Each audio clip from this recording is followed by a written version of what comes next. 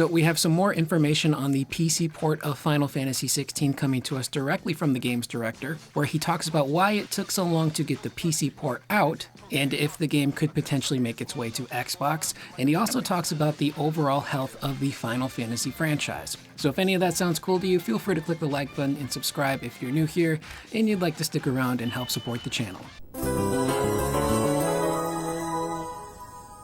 So for this news roundup, we start off first with Rock Paper Shotgun, who sat down with Hiroshi Takai, who is the main director for Final Fantasy XVI, where he first goes over why it took so long to get the game from PlayStation 5 over to the PC. Takai says, "The reasons vary for each title, but in the case of Final Fantasy XVI, it primarily comes down to the original game being tailored for the PS5 in a lot of different ways, and it was impossible to do this at the same time as all the optimization work that was needed for the PC version." He expands upon this over at Games Radar Plus by saying, "Naturally, we wanted to get the PC version into players' hands as quickly as we possibly could.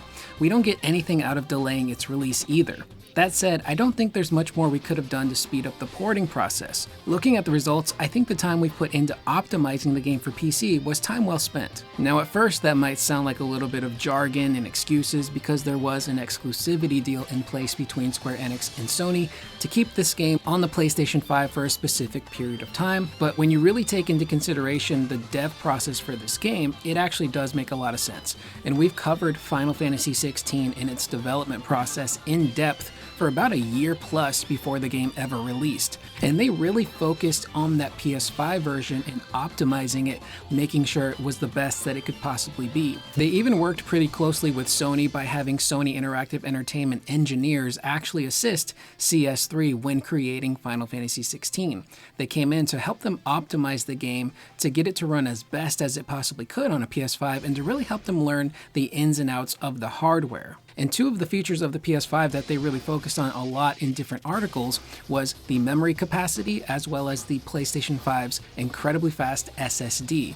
It was something that would allow them to get the game to look and perform as good as it possibly could. So it really was a game built from the ground up for the PlayStation 5. And then you look over at the PC side of things, PC requires way more optimization because there are so many different configurations of computers out there that people are utilizing. Different processors, different amounts of RAM, different graphics cards, different types of hard drives. So attempting to optimize a PlayStation 5 version and a PC version at the same time would have just been probably way too resource heavy and incredibly expensive. So it makes sense why it took them so long to do the PlayStation 5 version, and then they could focus all their attention on that PC version to get it right. And he also does mention that the team that made the PS5 version of the game was the same team that handled the PC development, so CBU3, or now Creative Studio 3, CS3, if you will. He even goes on to talk a little bit more about some of the benefits of the PC version in terms of its advantage with configurations and graphical settings by saying, "Since PC gamers all have different PCs with different specs, we provided extensive configuration options to maximize flexibility.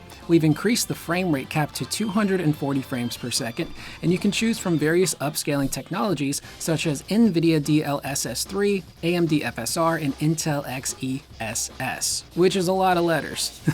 Now, the frame rate being so high is pretty nuts. If you've got a computer that can handle that and a monitor that can handle that, I don't even think I've experienced 240 frames per second. I think the highest I may have gone was maybe 120 once or twice on a computer here or there. But seeing this thing running on an optimized, powerful rig is going to be super cool. And seeing how far people's PCs can really push the technical and visual aspect of this game, again, is something that I'm really excited to see. Now, continuing on with PC and audiences, Rock Paper Shotgun asks Hiroshi Takai, does he think there's any difference between console players and PC players? Takai responds by saying, honestly, there's not much difference between playing games on PC and consoles these days, so I don't know if there's any real difference when it comes to Final Fantasy fans. However, more people have access to a PC, so I'm hoping we can get the game into the hands of a broader audience of gamers with the PC version, which is something that we've pointed out a lot in prior videos. Everyone seemingly finally has a PC,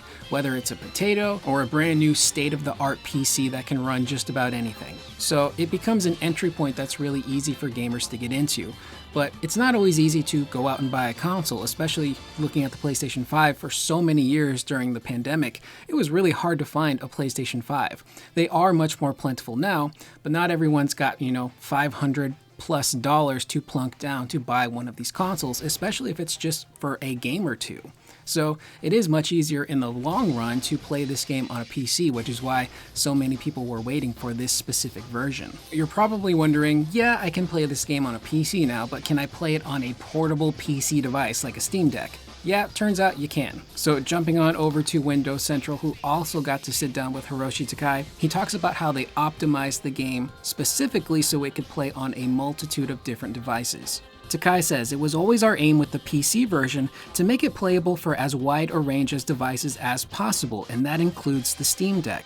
Now, as for whether or not Takai sees a future where these massive Final Fantasy games launch day one on PC as well as console, he goes on to say this from Games Radar. I think it's possible, probably even likely. That said, the team in charge of each project gets to decide its own policy, so this is just my personal opinion. That's a really interesting quote right there at the end, that each team gets to decide their own policy, because I would assume this all comes down to Square Enix at the end of the day.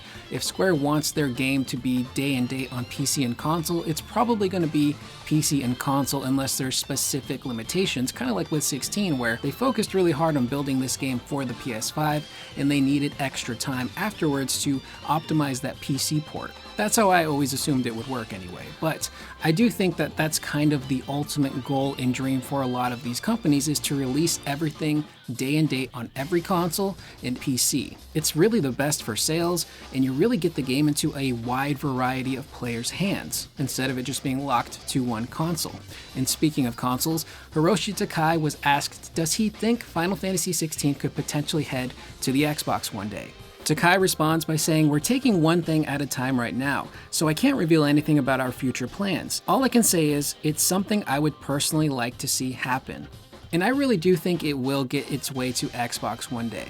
The Xbox is a very powerful device, pretty similar to the PlayStation 5 in terms of how it's built, but again, they would need time to optimize an Xbox version, because there is the Series X, which is incredibly powerful, but you unfortunately also have to develop for that Series S, which we've talked about a few times here on the channel, and it's just overall a much weaker console. So you'd have to figure out how to optimize Final Fantasy XVI for two different consoles at this point. One that's really powerful and can handle it, and one that isn't as powerful that's going to have some severe limitations probably. And again, I stress this in almost every video I've done about 16, but technically, this is a very technical game in terms of graphics and frame rates and particle effects. This is a game that really pushes a console or a PC that it's on. So I would be afraid that a Series S would be pretty neutered in terms of its look and maybe how it runs, which is a bit unfortunate, but I do think eventually it's going to head to Xbox. Again, Phil Spencer is working really hard to try and get Square Enix back into the Xbox ecosystem and bring their games with them. And again, it's only good for Final Fantasy XVI and Square Enix to have the game available not just on PC, but on an Xbox. Again, you have a much wider range of people, that is potentially more sales and more eyes on your product, which is, really good. Now, we'll end with the last question, where Takai was asked about the overall health of the Final Fantasy franchise and if it is potentially at risk. And Rock Paper Shotgun brings this question up because, again, there's been so much discussion over the past year or so about Square Enix's finances, game sales, how they're going through a massive restructuring phase right now, and reconfiguring how they make games. And Final Fantasy has kind of been at the center of that, because sales for 16 were considered kind of slow after its initial release, and Square still hasn't released sales numbers for Final Fantasy VII Rebirth, which again, when it first came out, was reported to have sold a little over 2 million copies. I would assume it's over the 3 million mark by now, but let's get to Takai's response. He says, while it's always important to balance development cost with sales, I don't think there's any kind of existential risk for the series. As developers, we just need to keep creating what we think is fun, and if players think to themselves, they went in a new direction this time, but it was still fun, then maybe that's all the dramatic change we need. And I think some people who are maybe a little bit more cynical might look at that response and think, oh, it's just a PR response, it's just fluff. If you go into the comment section of Rock, Paper, Shotgun, it's pretty toxic. There's a lot of people that really did not like 16. Like, I have my issues with it, but holy crap. Nobody hates Final Fantasy more than Final Fantasy fans, which is pretty nuts. But I think he's kind of right. Again, I compare Square Enix to Capcom. Capcom many moons ago was in a very similar situation to Square Enix where they were in the dumps, man.